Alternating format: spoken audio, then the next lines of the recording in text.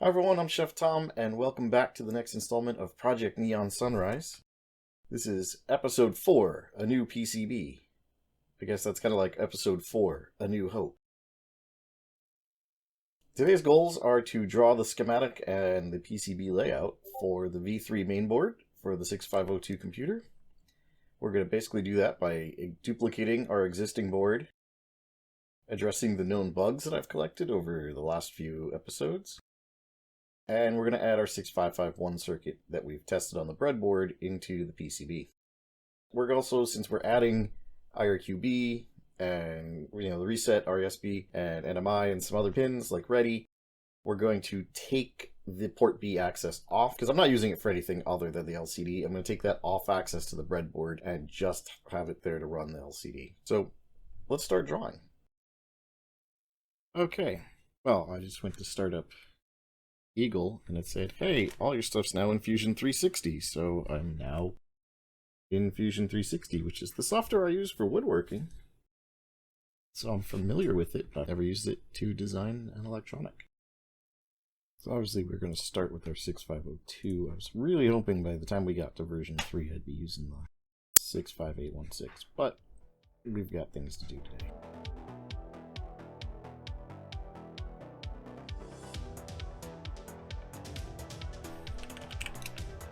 Here we are. 0, 1, 2.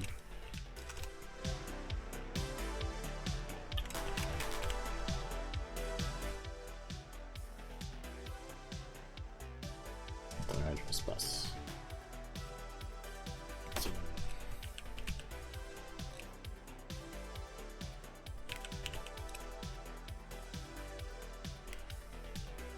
0, 1.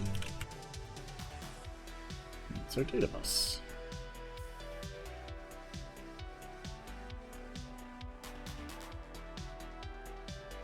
I'm sure someone's out there watching me do this right now going, Tom, there's an infinitely easier way to do this than what you're doing.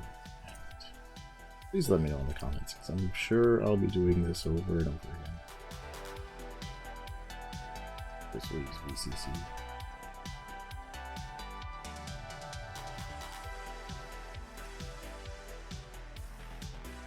So I add grand power, and we know to just tie the set overflow bit high because we're never ever going to use it.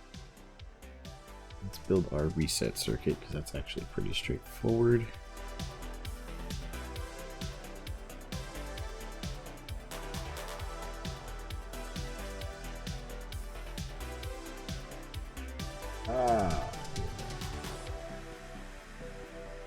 This will be reset line. So we're actually going to need that in multiple places.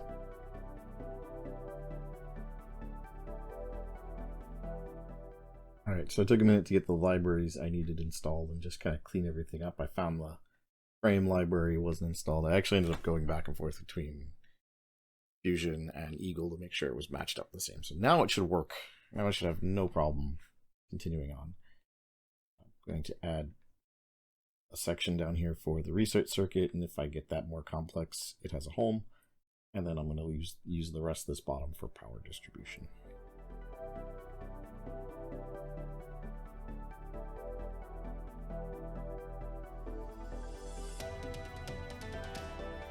Alright, so the 330 is going to be my filter cap for now, which will be right at the power connection, and then this 1 microfarad for the 6502.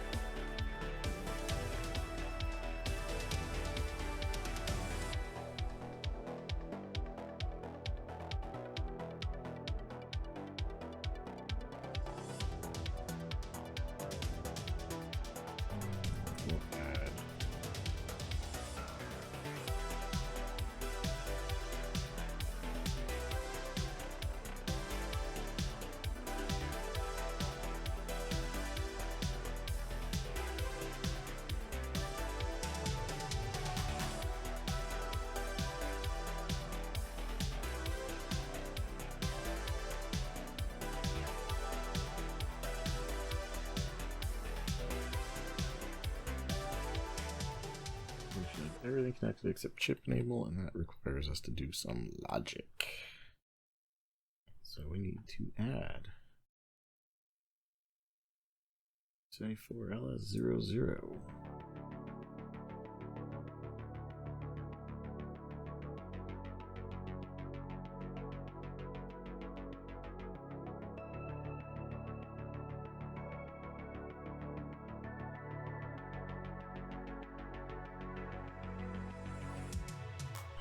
Okay, and ROM chip enable is good there. Let's do this one.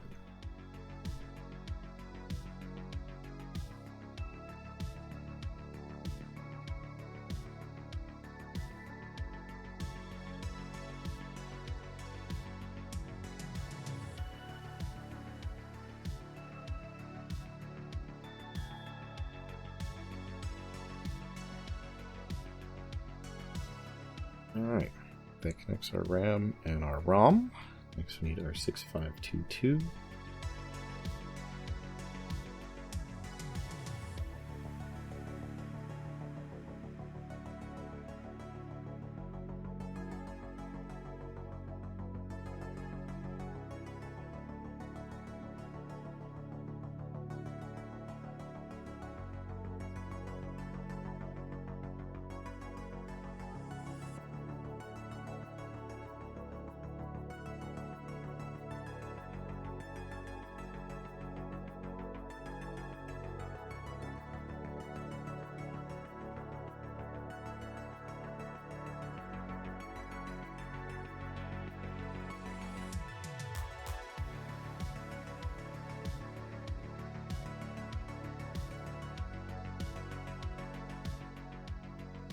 Save this.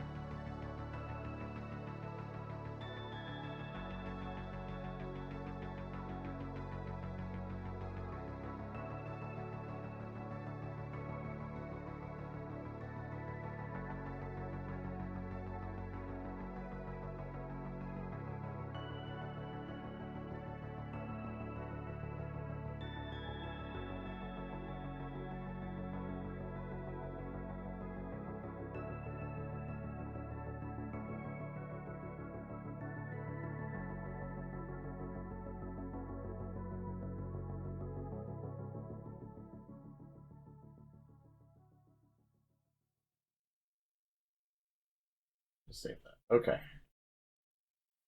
So I think this is, we're done. Now we can build the PCB.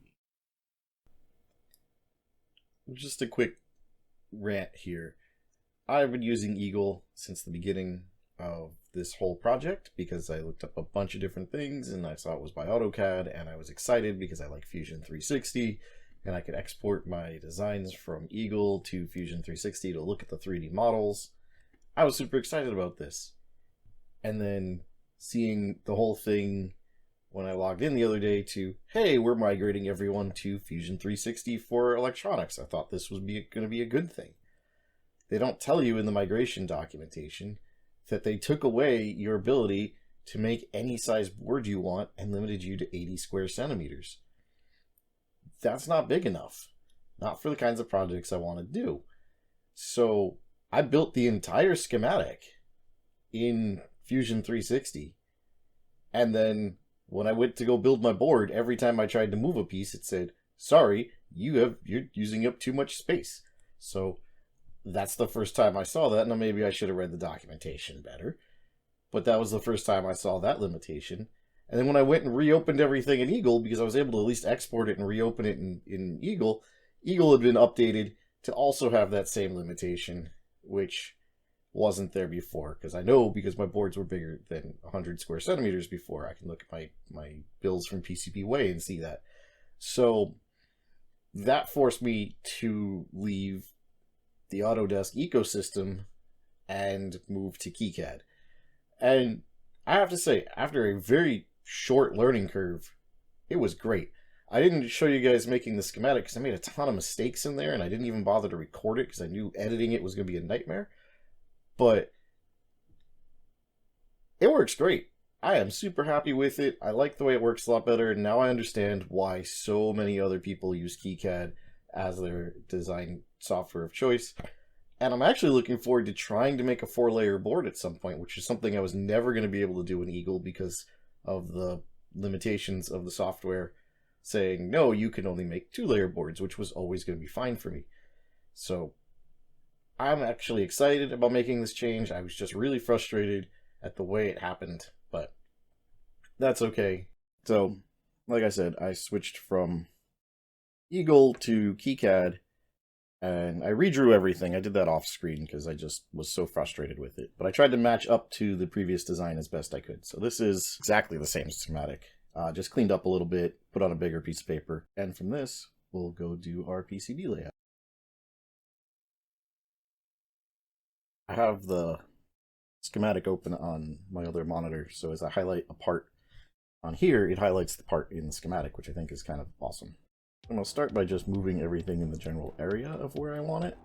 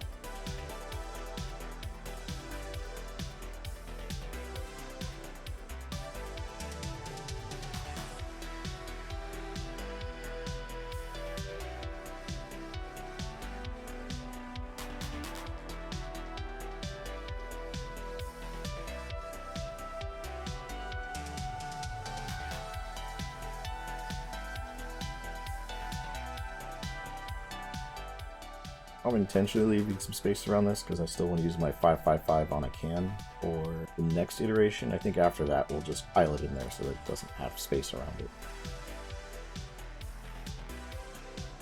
I want to keep the 6522 with the display. And with that, I think we can start running. Yes, I'm going to run main power, 5-volt power first, and then start working off of there.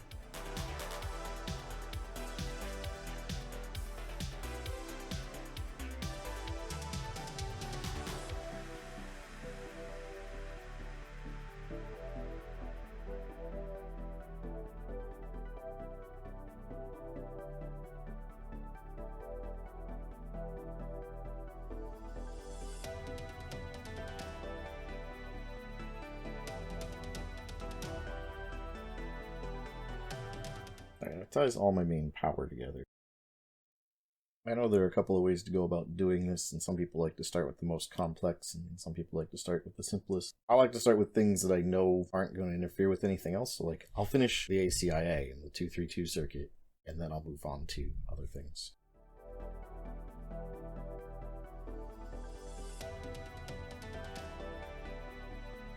Those are technically sub-power, because they generate the plus or minus 12, so I want those to have 10.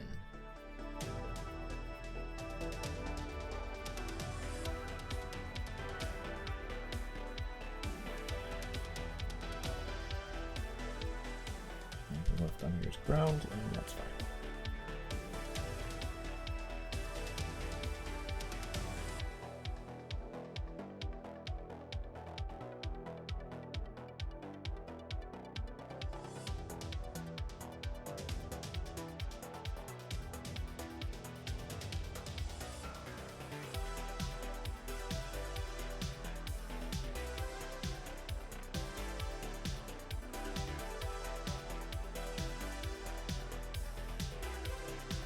Alright, just to get this out of the way, I'm going to connect all the address and data lines over here between the EEPROM and RAM.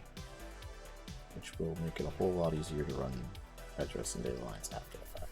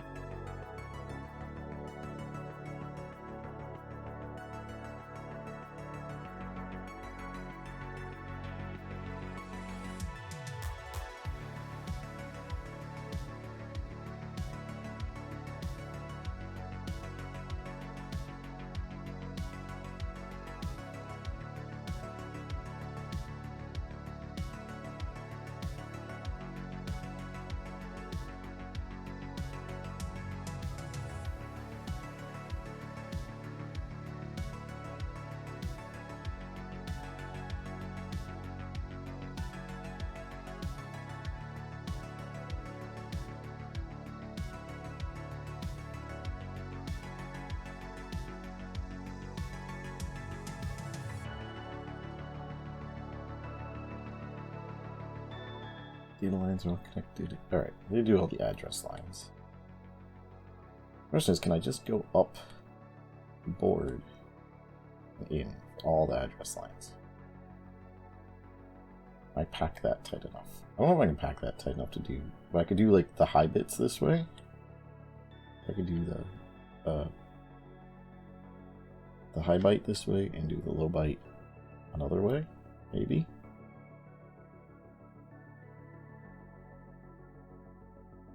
Crossover. Alright, so I'm going to turn my glue logic 90 degrees, which will give me a nice wide open area to run both the address bus and the port A bus down and over.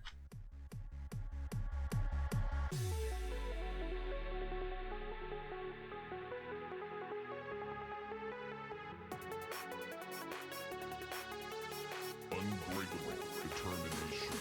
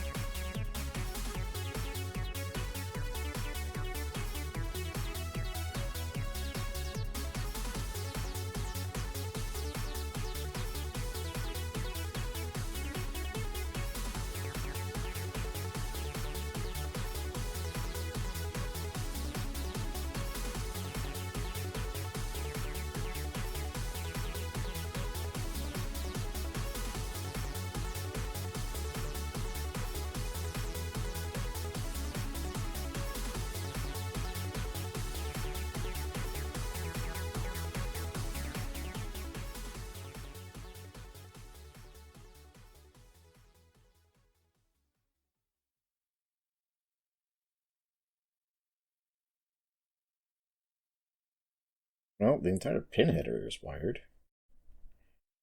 And the rat's nests are getting smaller and smaller.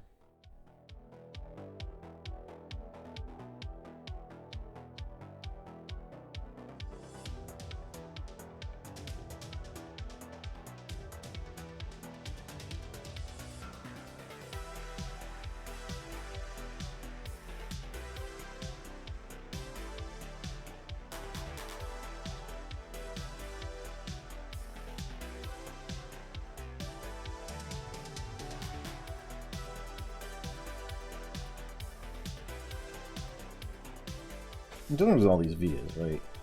Because there's actually not a good way to invert this.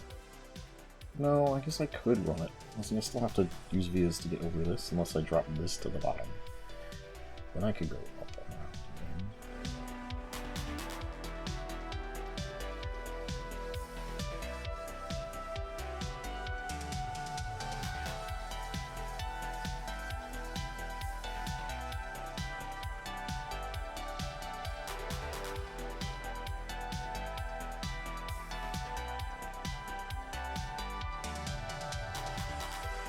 Now, I still have to tie that back to the data pins over here. That's at least something we can do.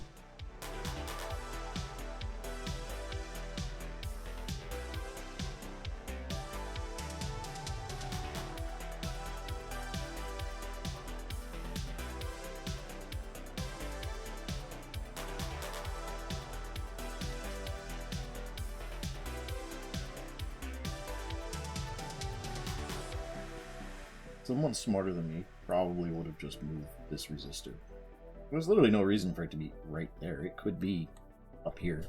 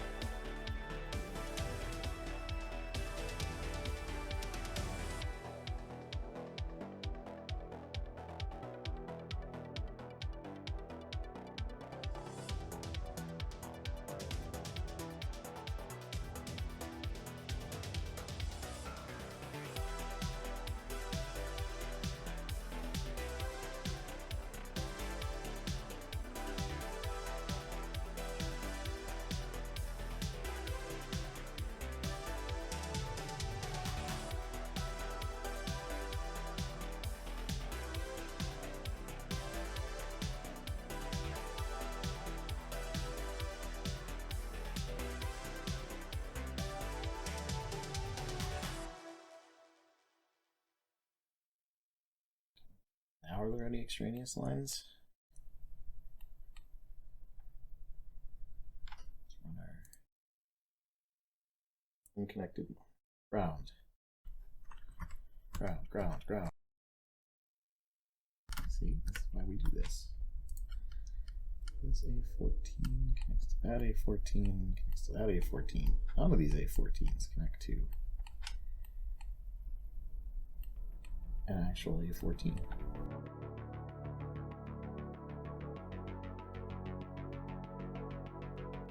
Oh, it's gonna work. Oh, like previous trace. Good work.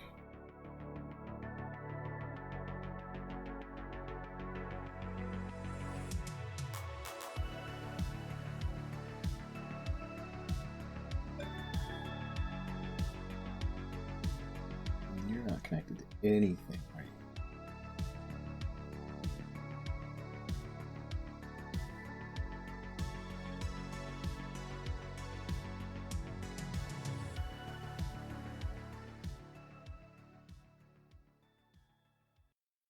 Alright, and wrapping up for this episode, which hopefully you didn't find to be too long. I tried to cut it down and speed it up as much as I could to the point where I was comfortable with it, but it was just a really long process that probably didn't need nearly as much documenting as I put into it, but you'll let me know if it's too long, I'm sure. Next steps moving forward, we want to get, I've already sent the board off to get made, so as soon as it gets back from PCB way, we'll be able to check some lines. I think I may have found an error in the board that may require a bodge wire that I didn't see until after I set it off.